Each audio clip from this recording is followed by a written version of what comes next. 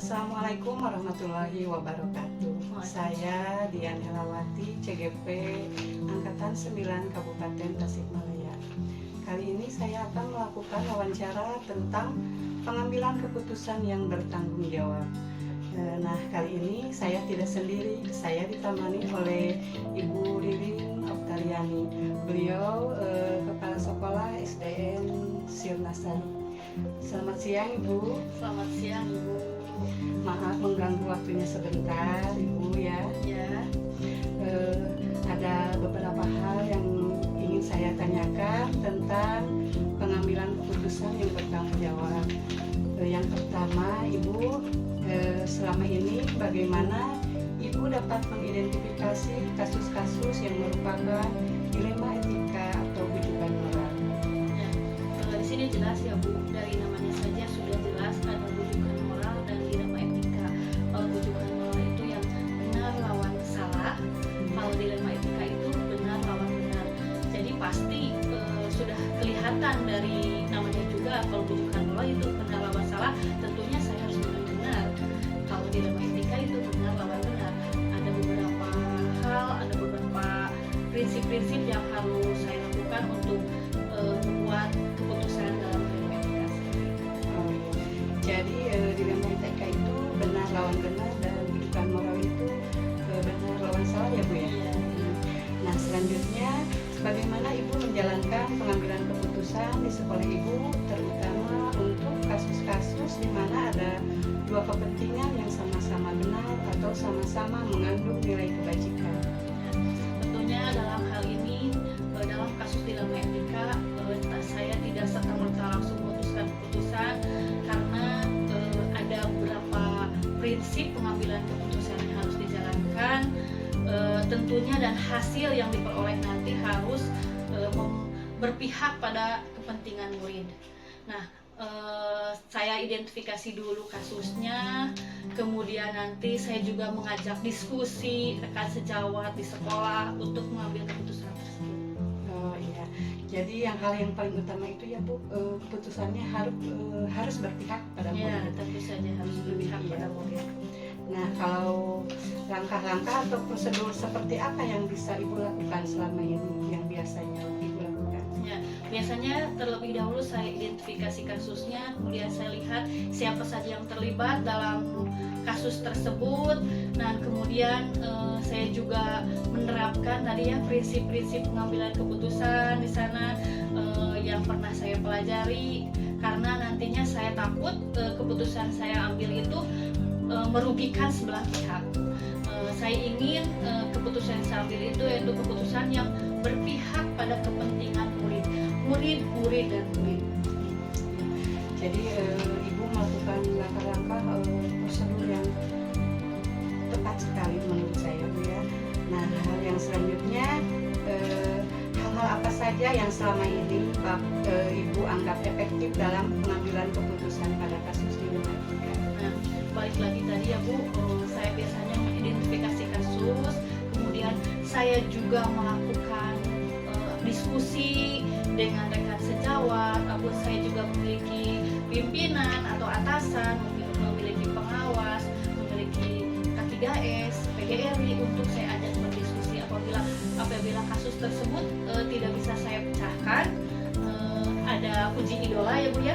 Ya. Nanti saya akan bertanya kepada idola saya bagaimana keputusan yang harus saya ambil, karena keputusan tersebut benar-benar harus bisa saya pertanggungjawabkan dan harus tadi kembali lagi harus berpihak pada murid. Jadi di sini perlunya ada kolaborasi ya Bu ya, antara rekan sejawat, atasan atau idola ya Bu ya.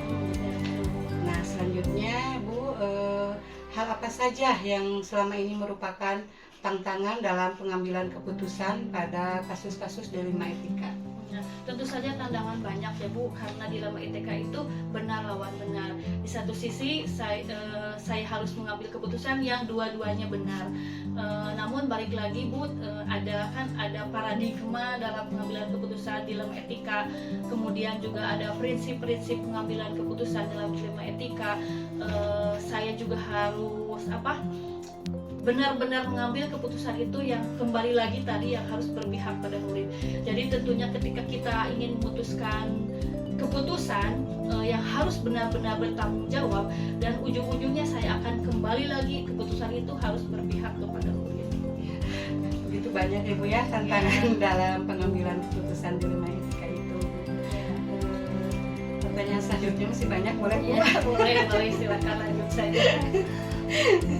Apakah Ibu memiliki sebuah tatkala atau jadwal tertentu dalam sebuah penyelesaian kasus dilema etika?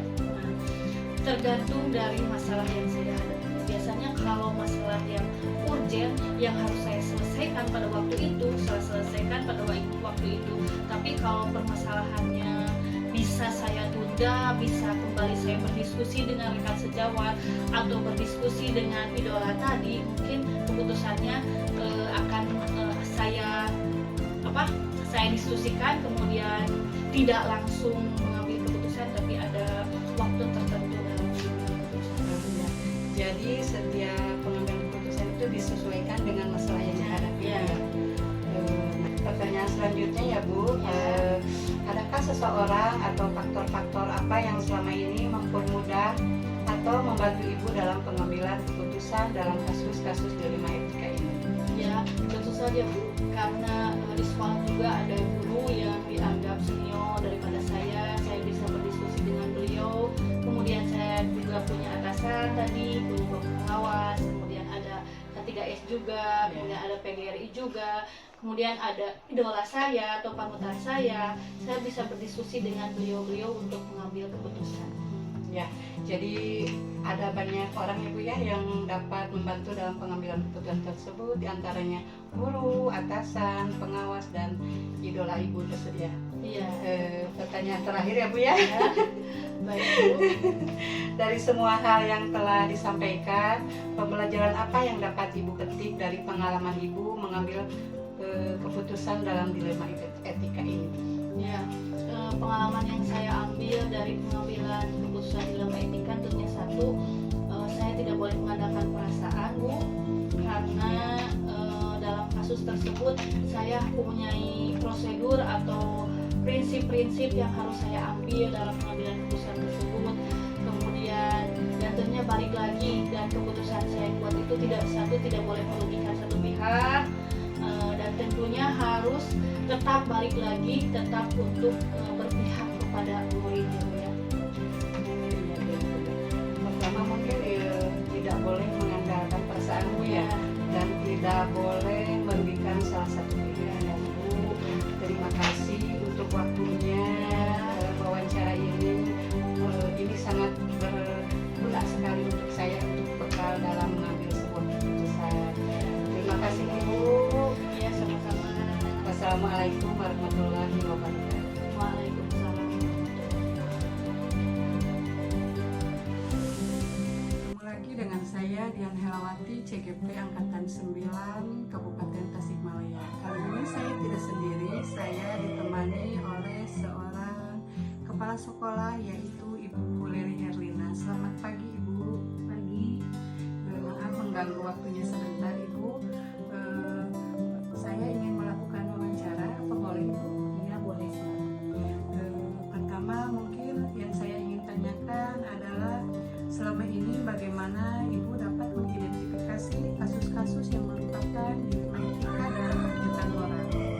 Ya, mungkin saya dapat menjabarkan atau memberi jawaban seperti ini dengan cara menganalisis apakah keputusan yang akan diambil antara benar dengan salah, kemudian atau benar dengan benar, kemudian lebih menekankan pengambilan keputusan yang tepat dan bijaksana, karena tidak ada keputusan yang salah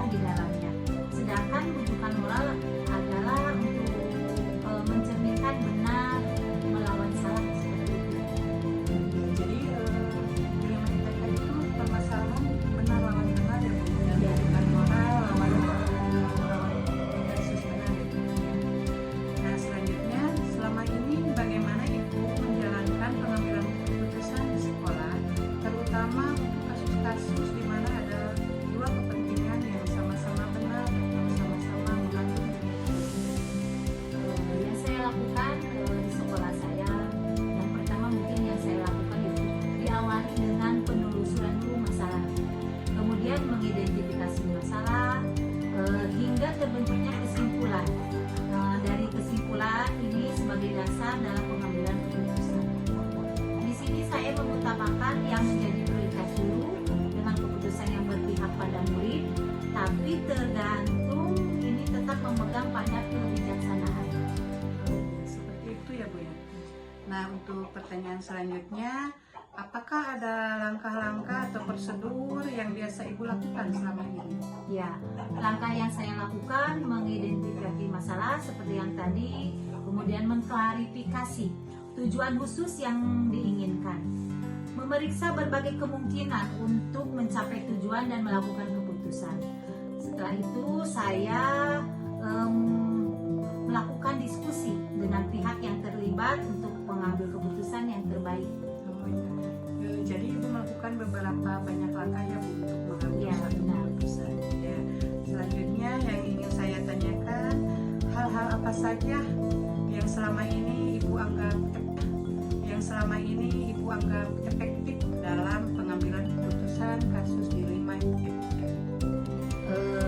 Saya melihat dari siapa yang terlibat, kemudian sifatnya urgen atau bagaimana membayangkan sosok panutan untuk mengambil keputusan secara bijaksana, kemudian mempertimbangkan situasi dan kepentingan yang terlibat. Jadi banyak sekali yang punya.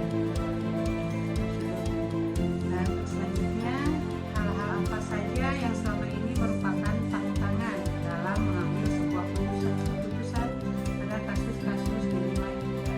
Ya, di sini banyak sekali yang tantangannya.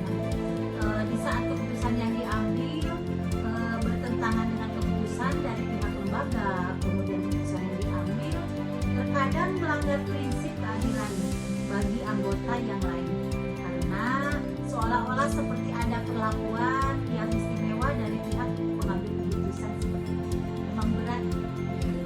Jadi ada kita merasa tidak sesuai ya Bu ya. Seperti itu. Nah, yang selanjutnya, apakah Ibu memiliki sebuah jadwal tertentu dalam melaksanakan penyelesaian kasus dilema etika?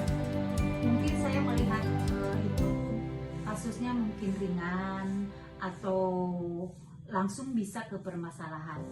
Seringkali masalah diselesaikan pada saat itu juga, Bu.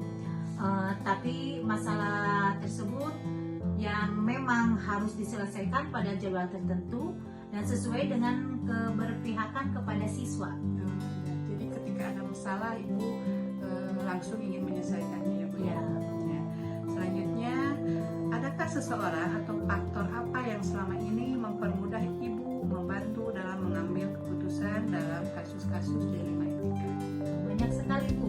Di sini saya mengajak warga, kemudian wali murid, kemudian orang yang memiliki kedekatan dengan permasalahan terkait dengan permasalahan atau aturan yang berlaku. Di sini ada pola pikir dari tokoh yang diidolakan, keluarga atau pihak yang terkait dalam suatu permasalahan tersebut. Jadi Ibu banyak guru, wali murid, Iya. dari pihak-pihak yang terkait dalam permasalahan tersebut.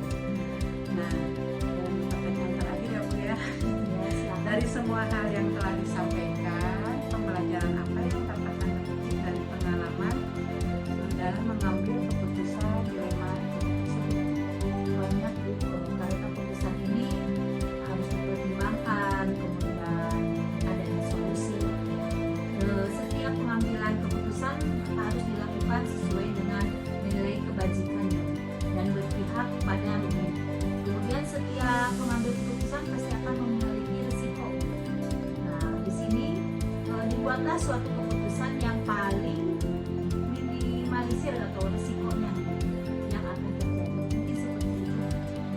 Jadi setiap keputusan mempunyai sebuah risiko dan kita dalam mengambil keputusan harus meminimalisir risiko tersebut. Ya, benar. Terima kasih Ibu telah meluangkan waktu untuk wawancara dengan saya. Mudah-mudahan hasil wawancara ini bermanfaat untuk saya ke depannya. Wassalamualaikum warahmatullahi wabarakatuh. Waalaikumsalam.